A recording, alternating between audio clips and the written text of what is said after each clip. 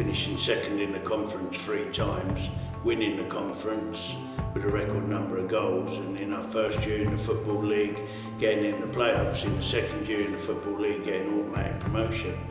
To go back there in the semi-final after spending that length of time there, I really wanted to win badly. I remember pulling up at Underhill, and there used to be a pub on the corner, and that when we arrived that was full of Posh fans. I remember that.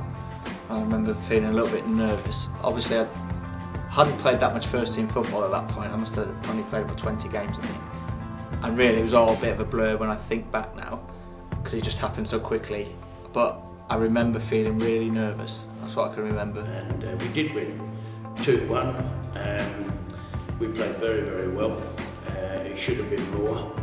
I remember Dave Farrell touching a goal in and me going berserk at him because the ball was going in anyway, and giving him a few words. And then, unfortunately, I watched the video replay and had to apologise to him and everybody else. Barry having a go at me for scoring a goal when I was in an offside position, apparently. They were all on at the half time, some of the boys were as well, but Barry saw the replay at the end and saw that I wasn't offside, so he apologised and told all you rest of you to apologise as well. So I wasn't sure if it was going in or not from Clarkie's original shot, so I thought I'd better make sure, and then I was horrified when the liner put his flag up. But it was great to go to Underhill and win, 5,000–6,000 people there, but we had twice as many here at London Road in the second leg. But what a magnificent second leg that was, and David Farrell, the best hat-trick I've ever seen in my life. Absolutely brilliant pass. And he obviously gave me some stick, quite rightly so, after the stick I gave him.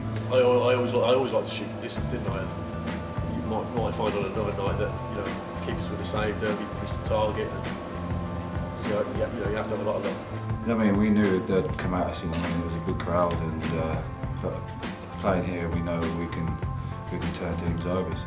I scored first half, I remember. But I remember making a run, and he could have slipped me in and shouted. Good job he didn't, really, because I thought there was no chance I would have scored. But then he hit it and he scored, and it was brilliant. And then, got through the first half, 1-0 up, second half. Towards the end of the game, he scored again, didn't he? And then, obviously, he scored that magical third goal. Didn't look to hit it anywhere in particular, just put the foot through, really, that was it. And the emotion of scoring that first goal, what was that like for you? Well, you saw the video, I won the length of the pitch, didn't I? And then realised what I've just done, and I had to have a breather before we kicked off again. It was unbelievable emotion, yeah. It was, that's probably why I ran the length of the field to where the Posh fans were, obviously. And the second goal, better than the first? No, I wouldn't say so. I thought it went through some legs line, which probably helped a little bit for the keeper not being outside. Was it Lee Housen in goal? It was, wasn't it? Yeah. So he came here later on, and I was always giving him stick later on when he came as well. But yeah, I think it probably helps. Yeah. And obviously, the third goal was the ultimate in terms of completing a hat-trick. Obviously, you were sent clear, sort of ran into the opposition's half, and I think it was probably about 30–35 yards. Didn't get over the keeper. The perfect finish. It's confidence, isn't it? You try anything. You score a couple of goals on a good night, and you're probably on 9 times out of 10 you wouldn't even think about trying from there. But that happens when you're absolutely brimming with confidence and try these things, and luckily it came off. How did David Farrell celebrate that night? I think I had a pizza on the way home, and then some Coke on the way in. Score. Living the dream. I was living the dream. He said he celebrated with a pizza and a Coke. That sounds about right, doesn't it? Yeah, that sums him up, really. You know what I mean? He's bleached blonde hair, you know what I mean? So he was going through a phase. So, but yeah, you know what I mean? He could terrorise anyone. You know what I mean? He was fit as a fiddle. His pace was unbelievable. So yeah, it was a great hat-trick. The main thing I remember about that game was that after the game when all the fans were on the pitch, and it was amazing. Like, I've never felt like that before. Just like the adulation, I suppose. There was such a magical moment just seeing everyone, below, and it felt like we got promoted that day, really.